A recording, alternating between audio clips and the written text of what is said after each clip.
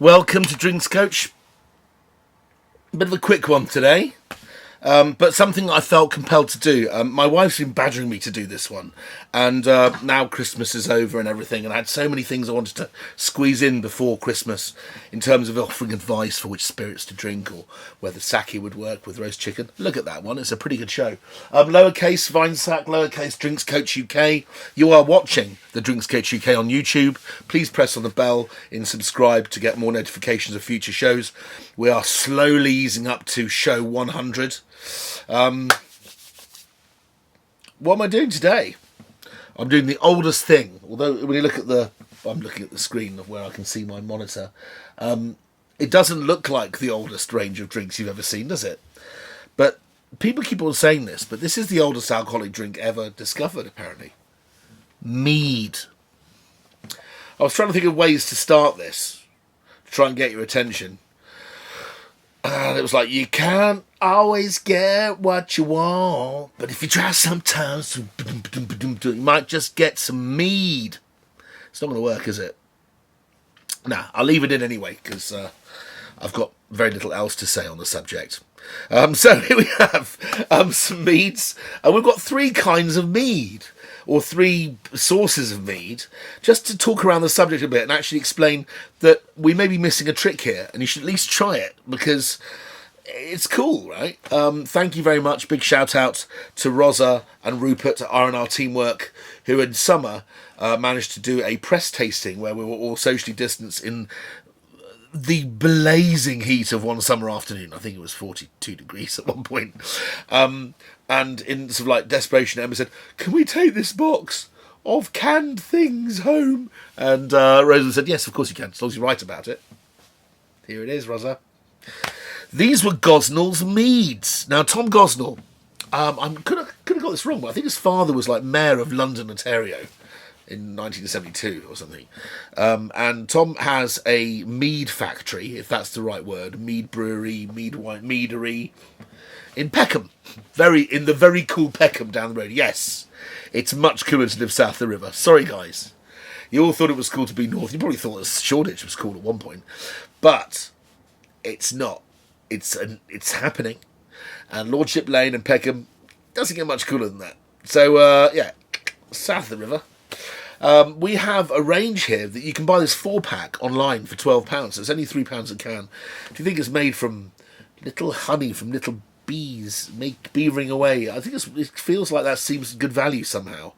But what I wanted to say about Gosnell is it's the first London mead that I tried. And I did try it in bottles with a fantastic lady who does a very good job of selling and promoting wine in this fair city of ours, Ruth Spivey. Hi, Ruth. And she told me about this stuff. I think we were at some restaurant down in O2, and she sort of proffered this Gosnell's mead to drink, and I was really impressed, because actually when I first drank it, I didn't know it was a mead. It was so clean and so pure, I just thought it was a slightly warmed, honeyed, high-quality dry lager, which I think is kind of the point. I think the point is to show that mead can be made and expressed in many, many ways. What is mead? Mead is just an alcoholic drink fermented from the sugars of honey.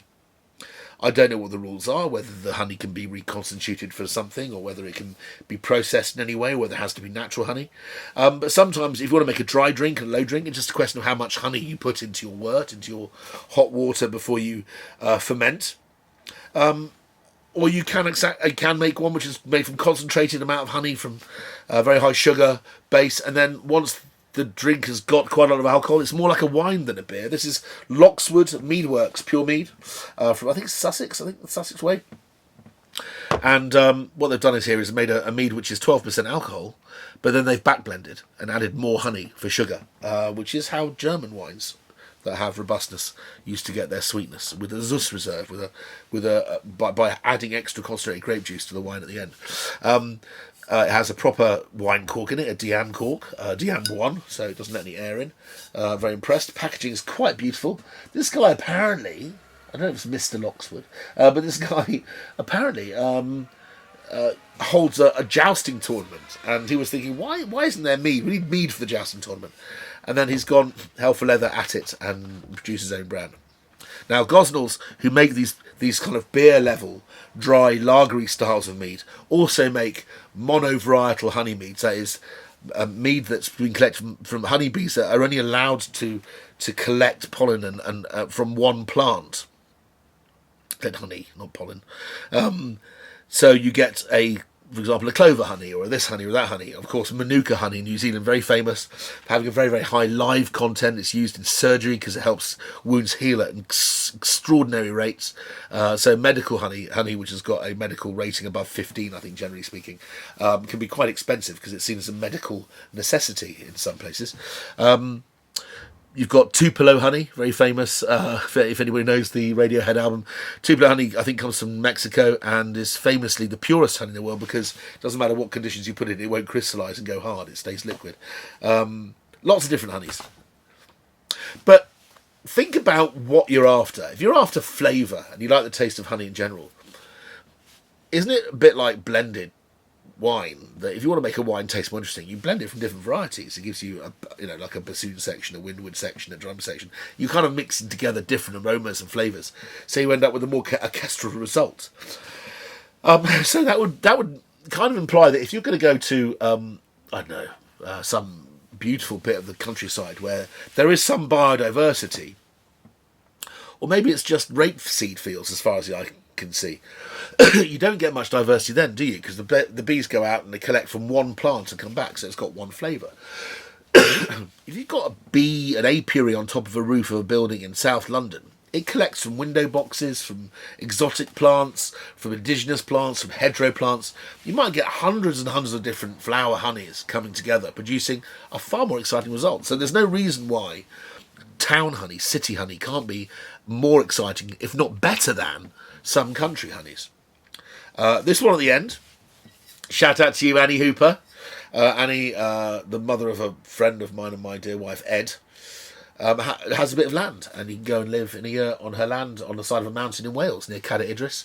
Whether you're there to see the low-flying jets coming in from Royal Air Force and the USAF, or whether you're there just for the beauty of the walking and wassailing and getting hammered and sitting around a fire drinking cider, it's a lovely place to be. And so this is Annie's Land Mead. This is mead made by her. She gets these old drums from a local farmer, or a local honey producer, where the honey's been brought in from all over the world. Some of the honey's coming from Africa, and they're mixed together. So she makes, from the leftovers of the combs and the grills inside these big canisters, she makes her own mead, and this is homemade mead. And I find it transfixing, invigorating. It's delicious. It has incredible complexity. Okay, it's not as precise as something made in a lab with the right equipment, but boy, is it delicious, and gets you a weird kind of drunk.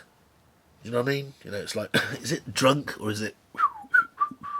But sitting with Ed around a fireplace, maybe it's the cigarettes that we smoke that do that. I don't know. Anyway, so let's have a look at these things. First of all, I want to tell you about the Gosnell thing. The Gosnell thing is great because we've got 5 here, and of course you only get 4 in a pack. This is the one you don't get. This is Gosnell's low alcohol. We're going to try that in a minute because I can think in my head, with all the flavour of a honey mead, if you make an alcohol-free one, which I guess is made using a spinning cone where they spin out the alcohol, that might be a delicious low alcohol drink, kind of drink that I might try if I was driving for the evening. But this is the 4 that come in the box. Here's number 1. Look, if I just tell you what they are, don't they sound interesting? 4%. This is hibiscus, flavoured with hibiscus.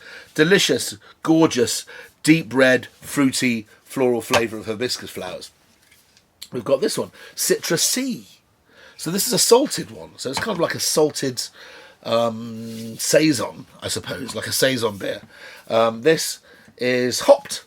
So this is mead that's actually had hops in it. So I imagine for those people who like beer and need a bit of a kind of like a transfer, a gateway drug, this is the one to get them onto mead because they've hopped it like beer. And the last one here is a sour.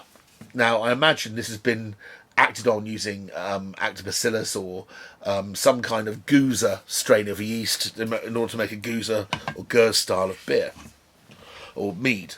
So let's try it. So I've got a very tickly throat today. Okay, 9 minutes.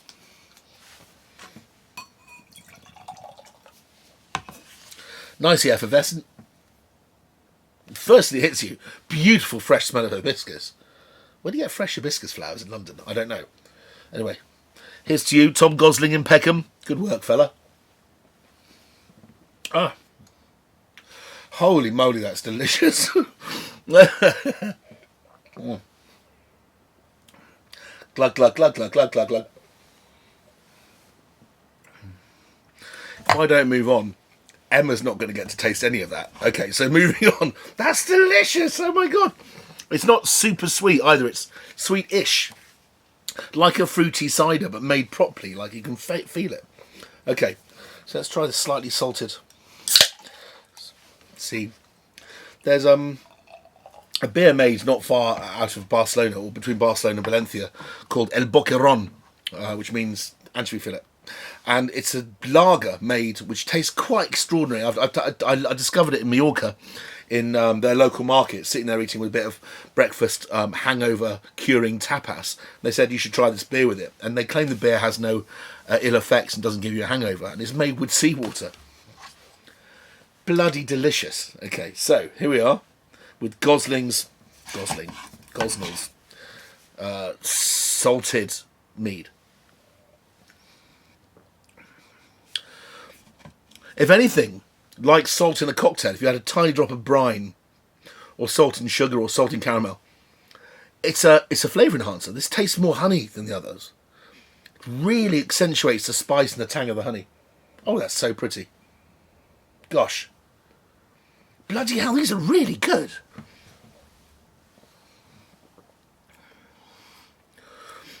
Mother, we're going to buy some of these. Emma and I think, might invest in a few cans of this. This is so super delicious. I'd hate to think that I didn't have any of these when the weather got warm again. Hopped. Let's try the hop one.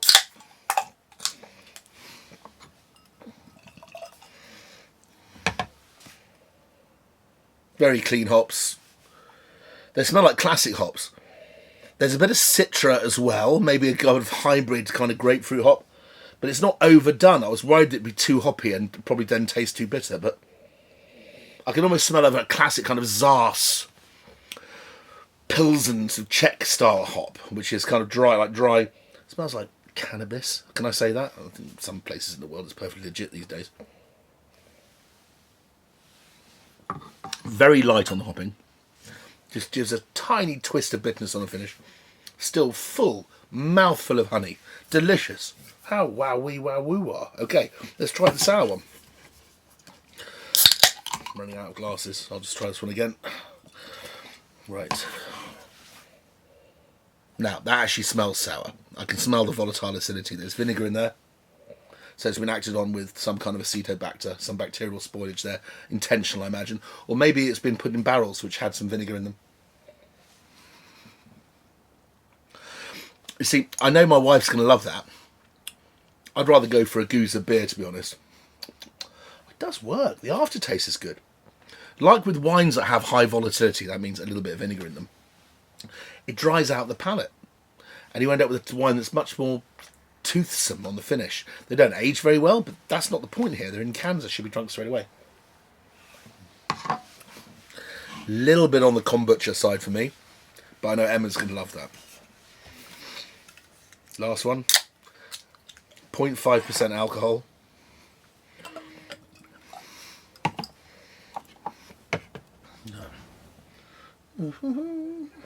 Low alc, it's called.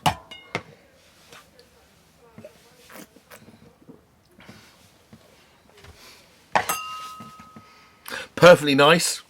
Wish I'd had it at the beginning. Because these are flipping yummy. Okay, right, let's try this one again.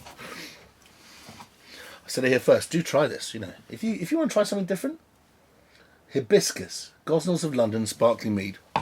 From your own Peckham.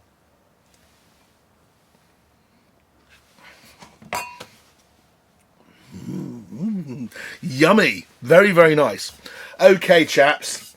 Let's go the full beans. This is 4% alcohol. This is 3 times that. This is 12%. So this is a mead wine, a honey wine, which has been back blended with more honey.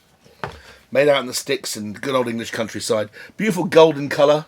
I was told to chill it, drink it like a chilled white wine, they said. Oh. It's very, very intensely honey on the nose. It's a certain kind of honey. If you like your strong honeys, it's strong. I'm not sure I don't prefer things slightly more clinical.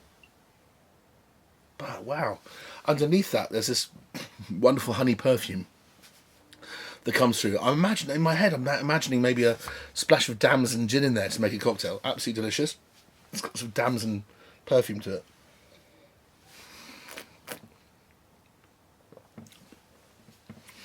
Very punchy.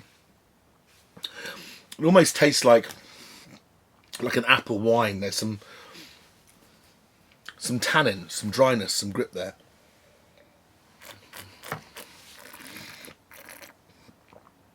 Well, certainly very different.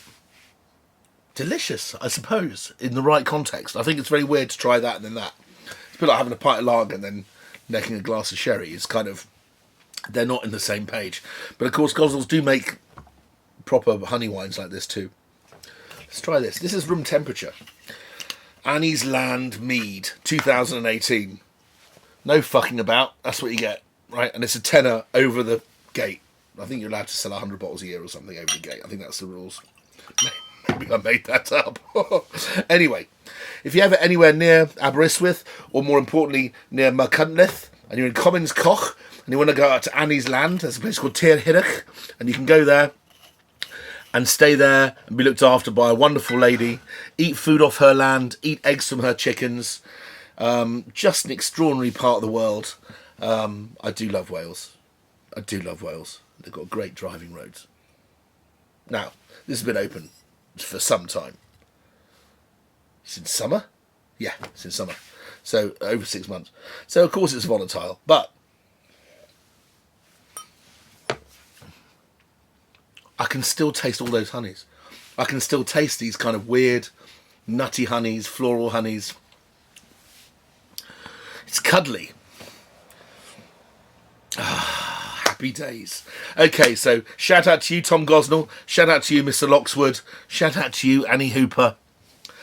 Mead, I think we should take it more seriously. There are a lot more meads coming out. This is the new thing. Craft cider, horrible phrase, but artisanal ciders and artisanal meads are coming out. We need to do everything we can to increase the bee population. I know it all sounds like it's a bit ooh, and a bit kind of, sitting around a fire singing Kumbaya, my lord. But if the bees die, so do we. See you next time.